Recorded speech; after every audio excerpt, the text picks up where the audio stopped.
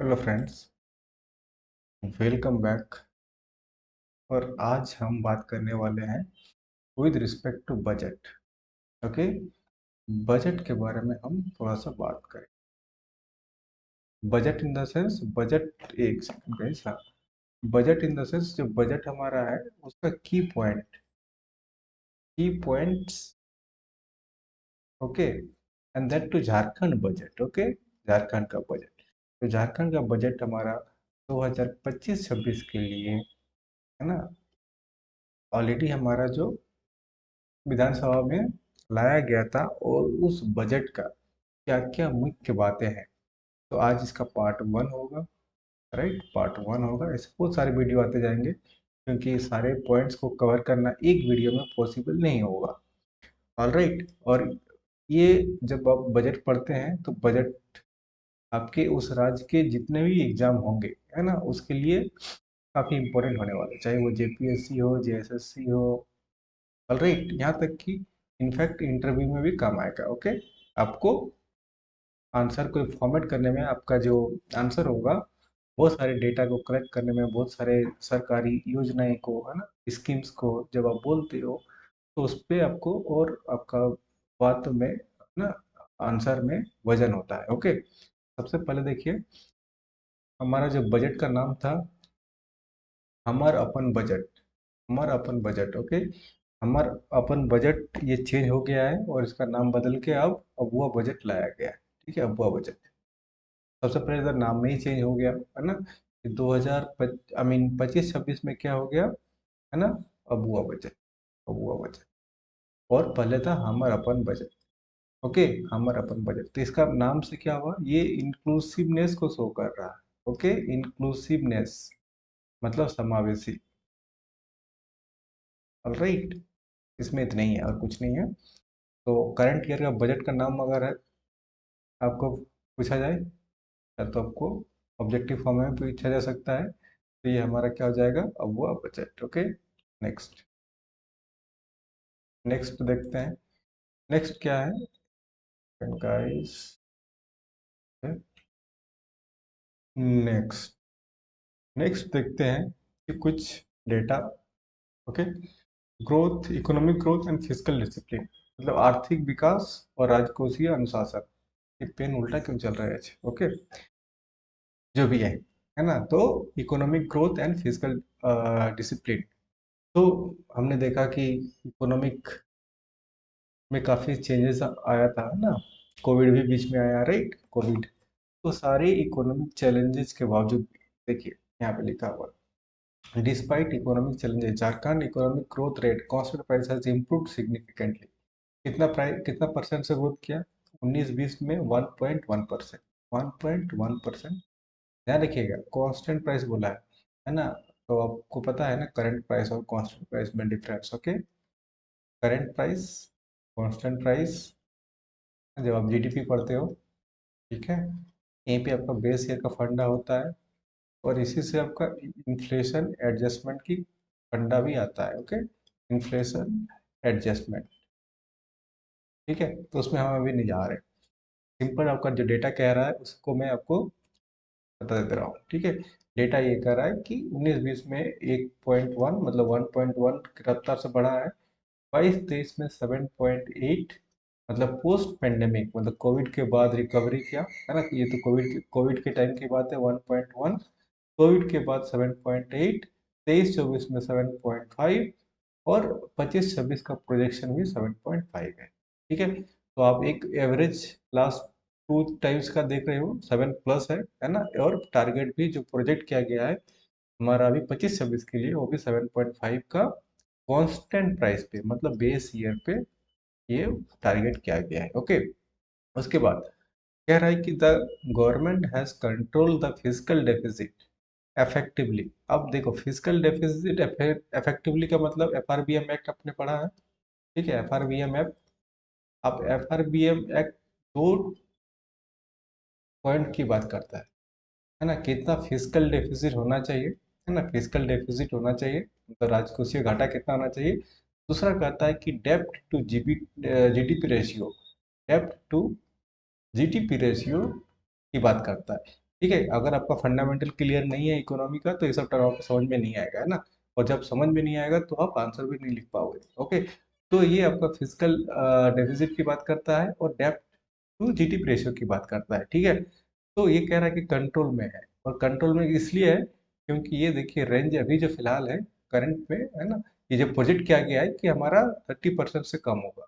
ठीक है, 30% से कम होगा, दैट मीन्स ये कह रहा है कि 27.3, तो as per the FRBM act है।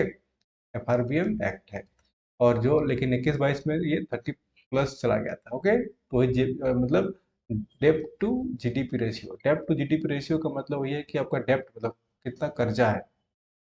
ठीक है, और आपका जीडीपी आपका मतलब एक तरह से सरकार का एक तरह से टोटल प्रोडक्शन। जीडीपी पता है ना कि क्या होता है, टोटल आउटपुट, स्टेट का कितना टोटल आउटपुट है। ओके, ये सब चीज़ें कहा गया है। तो अभी मैं आपको फंडामेंटल पे नहीं जा रहा हूँ, आई होप कि आपको फंडामेंटल आपने अभी तक पढ़ लिया होगा। ओके, नहीं पढ़ा है तो पढ़ लीजिए। तो ये सब देखिए डेटा दिया हुआ है कि हमारा अभी एज पर एफआरबीएम एक्ट, और जो कि हमारा विद इन द कंट्रोल में है, क्या, फिजिकल डिफिसिट। ओके, डेब्ट टू जीडीपी रेशियो। ओके, डेब्ट टू जीडीपी रेशियो, ये झारखंड सरकार का प्रोजेक्शन है नेक्स्ट ईयर का। ओके, चलो अब हम बात करते हैं। तो ये सब आपका इंटरव्यू में भी अब काफ़ी काम आएगा ये सब। ओके, इंटरव्यू में काफ़ी काम आएगा, ये मैंने देख लिया, राइट। अब नेक्स्ट देखते हैं।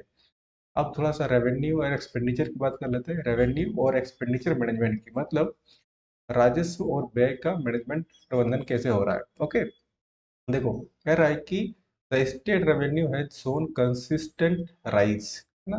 कंसिस्टेंट राइज का मतलब ऊपर ही जा रहा है। ओके, क्या, रेवेन्यू, रेवेन्यू मतलब राजस्व, राजस्व अगेन ये आपका ये सब चीज़ें अगर बार बार बोल रहा हूँ कि अगर बेसिक इकोनॉमी अगर बजट अगर नहीं पता है ना, फिजिकल पॉलिसी बजट का कॉन्सेप्ट नहीं क्लियर है, तो ये सब डेटा को आप मेंस पे यूज भी नहीं कर पाओगे। ओके, तो कह रहा है कि the state revenue has consistent rise, 19-20 में कितना करोड़ के साथ राइज किया है, 23-24 में कितना करोड़ के साथ, क्या डेटा देख लीजिएगा। ठीक है, और 25-26 में कितना का टारगेट किया गया है, प्रोजेक्शन कितना किया गया है, 61,056 करोड़ का किया गया है। ओके, ये प्रोजेक्शन है कि हमारा इतना राजस्व जो है स्टेट का, राज्य का राजस्व की प्राप्ति की संभावना है। Okay, the government has focused on development spending over establishments cost.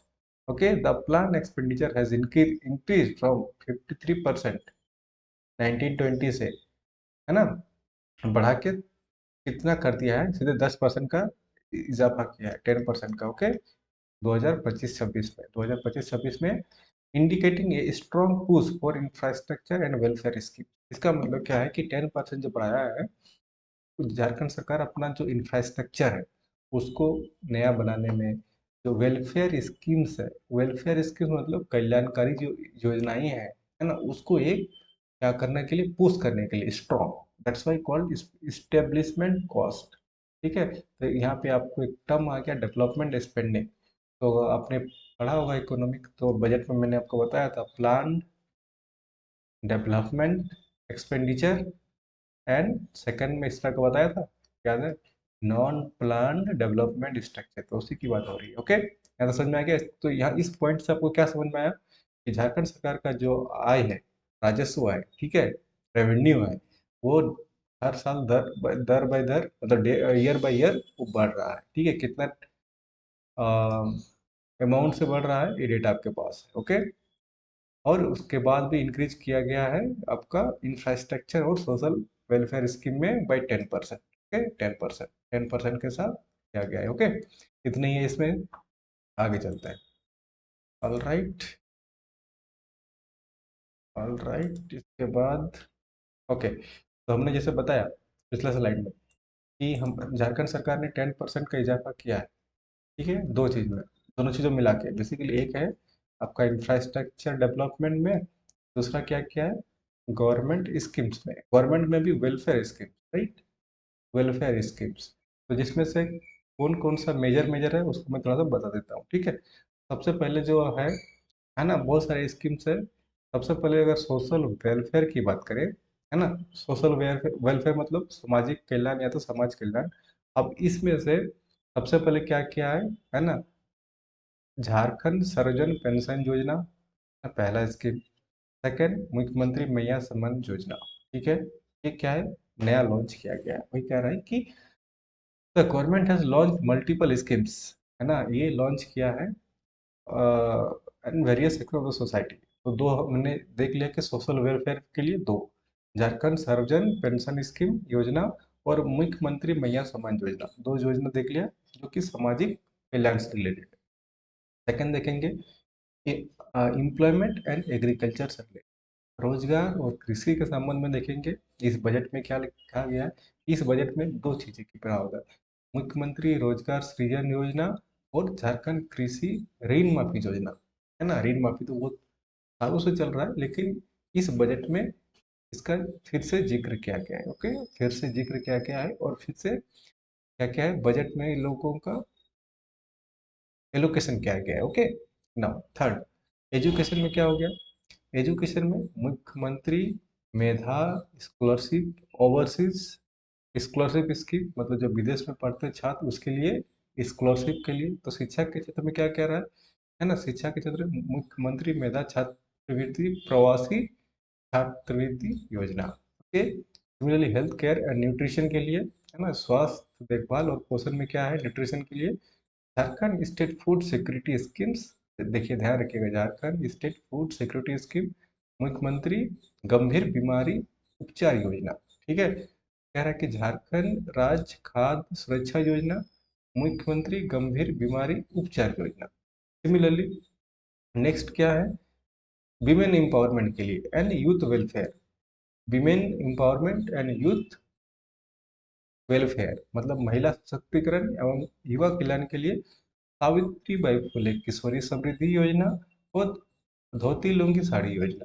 Okay, धोती लुंगी साड़ी योजना और स्कॉलरशिप, है ना, amount have been tripled. Okay, यहाँ से देखो क्या लिखा है, ट्रिपल्ड, जो बेसिकली जो स्कॉलरशिप दिया जाता है, छात्रवृत्ति दिया जाता है, वो 3 गुना कर दिया गया राशि को, कहने का मतलब ये है। और ठीक है, triple two support student from marginalised background, जो हाशिए पे लोग हैं, मतलब लोग बोलते हैं छात्र, ठीक है, वैसे वैसे छात्र जो का पृष्ठभूमि हाशिए पे है ना, उनका छात्रवृत्ति 3 गुना कर दिया गया है। ठीक है, ये आपका बजट का कुछ कुछ पार्ट है। ठीक है, अभी हम पार्ट 1 पे ही है।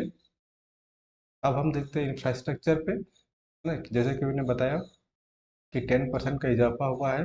ठीक है, और दोनों में मिला के आपका इंफ्रास्ट्रक्चर में और आपका welfare schemes, right, welfare schemes. तो इंफ्रास्ट्रक्चर को हमको भी देखना, वेलफेयर हमने देख लिया है ना, वेलफेयर में हमारे पिछले स्लाइड में देखा बहुत सारे, जैसे मुख्यमंत्री महिला सम्मान योजना, है ना, फिर आपके जो भी छात्रवृत्ति वो सब है, वो सब देखा। अभी हम देखेंगे infrastructure development and financial stability. Okay, बुनियादी ढांचे का विकास और वित्तीय स्थिरता, स्टेबिलिटी। तो government has prioritize capital expenditure, again capital expenditure, revenue expenditure, ये सब शायद अगर समझ में आ रहा है तो समझ जाइए, नहीं है तो फिर आप पढ़ लीजिए, है ना। Increasing the budget allocation by 9.06% in 24-25 for infrastructure project. It has also focused on responsible डेप्ट मैनेजमेंट, वही एफआरबीएम एक्ट की बात कर रहा है, investing in sinking fund of this crore so ensure smooth डेप्ट repayment and prevent financial burden on the future generation. कह रहा है कि सरकार ने पूंजीगत व्यय को प्राथमिकता दी है। पूंजीगत व्यय, है ना, आय व्यय समझते हो ना, है ना, आय ज़्यादा हो उतना अच्छा, व्यय जितना कम हो मिनिमम, नहीं तो फिर आप क्या जाओगे, डेब्ट में फंस जाओगे, राइट, कर्जे में फंस जाओगे। तो कह रहा है कि पूंजीगत व्यय जो है ना, कैपिटल एक्सपेंडिचर, ओके, तो उसको क्या किया है, ध्यान दिया है, प्राथमिकता दिया है। बुनियादी ढांचे की परियोजनाओं के लिए इतना 2024-25 में 9.06 की वृद्धि है।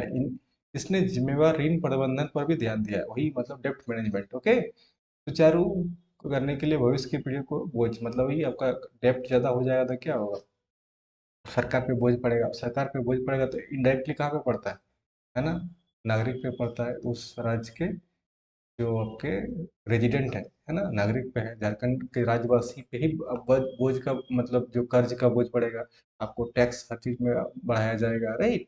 तो उस पर ध्यान रखा गया है। इसके अतिरिक्त सेवानिवृत्त राज्य कर्मचारियों, मतलब जो है जो पेंशन है, old pension scheme, okay, old pension scheme को है reintroduce to provide financial security to retired state employ, with steady increase in pension fund allocation, है ना। क्या है, 832 करोड़ का भी प्रावधान है जो ओल्ड पेंशन स्कीम है ना। ओल्ड पेंशन स्कीम, और पेंशन उन्हीं को मिलता है जो रिटायर्ड कर गए हैं। Okay, retired old pension scheme. तो ये सब मेन मेन फीचर है ना। अभी तो बजट में बहुत सारे प्रावधान है, मैंने आपको क्या किया, सिर्फ आपका जो मेजर मेजर है पार्ट है ना, वो सब बताया अभी। और ये हमारा पार्ट वन था। ओके, ये हमारा पार्ट वन है। तो हमारा ये पार्ट वन है। और ऐसे बहुत सारे पार्ट आते रहेंगे, क्योंकि मैं बताया कि बजट एक वीडियो में आपको पॉसिबल नहीं है ख़त्म करना, ठीक है। नहीं इकोनॉमिक सर्वे, बजट तो फिर भी कम में ही हो जाएगा क्योंकि उसका कंटेंट थोड़ा कम है।